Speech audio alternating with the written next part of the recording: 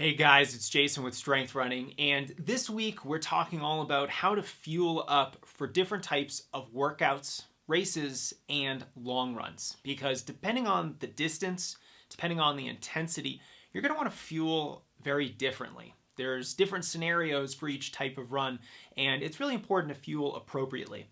And so in this video, what I wanted to do was talk about some of the considerations to think about when you're asking the question, what should I eat before my run? Because it really depends on a couple different questions that you have to ask yourself. So number one, well, when was the last time you ate? If you ate a full meal, say 3 or 4 hours ago, you're not going to need to eat anything before the run, no matter what kind of effort it might be, whether it's a long run, a race, or a type of workout that you're running, a type of faster training session.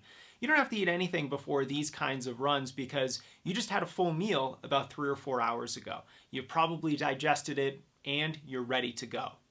Now, if you have eaten more than 3 or 4 hours ago, maybe you had a nice breakfast and it's now 1 or 2 in the afternoon and you need to get ready for a run, but you had to skip lunch, then, well, you haven't eaten a lot in a while, but we still shouldn't eat a whole meal because you probably are not going to wait an additional 3 to 4 hours, which is about the time frame you'll need to properly digest a full meal. So in this kind of a scenario, depending on the type of run it is, you probably want to eat either a very small snack, like let's say a banana or a small granola bar or something similar, or depending on if it's a long run or a more challenging workout, you might want something a little bit more substantial, say a banana with peanut butter or a small bowl of oatmeal. And you will want to give yourself about an hour or two to digest that kind of a bigger snack or a small meal that's similar in caloric size to something like that. Because the last thing you want to do is have your stomach full of food when you go out there and you try to run a hard workout or a race. It's very challenging and you might end up seeing some of that food again on the side of the road. We don't want that. All right, now what happens if you're running in the morning? This is super common. I prefer to run in the morning myself. And after fasting for about 8-10 hours from the night before, it does depend on what kind of run you're getting ready for. So if you're gonna do a really short, easy effort, you could wake up in the morning and have a little bit of coffee or water and just go out and finish your run. And you probably won't need any extra calories because there's plenty of calories and available fuel in your muscles and in your bloodstream to fully fuel that type of a run. We start getting into problems when your morning run gets longer or gets really difficult. So if you're starting to do a run that's, let's just say, more than 90 minutes long, especially as you get to the 2-hour mark, then it becomes more important to eat something before your run. And if you're running in the morning, you're probably not going to get up at 4 in the morning so that you can have a full meal and then run at 7 in the morning. Most of us aren't that inclined to get up that early or simply don't have the time. So we have to compromise and just eat something small. And so usually something like 2 pieces of toast or a banana with some peanut butter, or if you can handle it, and some runners prefer to eat far less than other runners right before they run, something like a single piece of toast or a very small bowl of oatmeal or a single banana might be all that you need to fuel yourself for a run that takes somewhere between 90 minutes and say 2.5 hours. Now, we're not going to get into in-workout or in-long run fueling.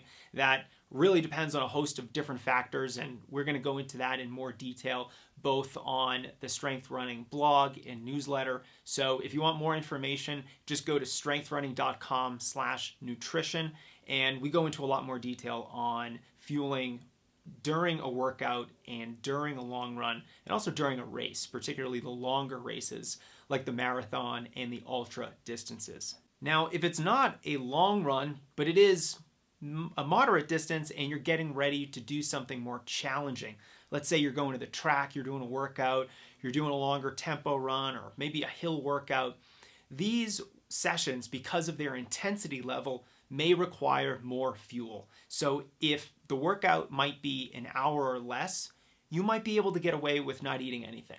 But if the workout's going to take more than an hour and because you're running at a harder effort, it's probably a good idea to eat something.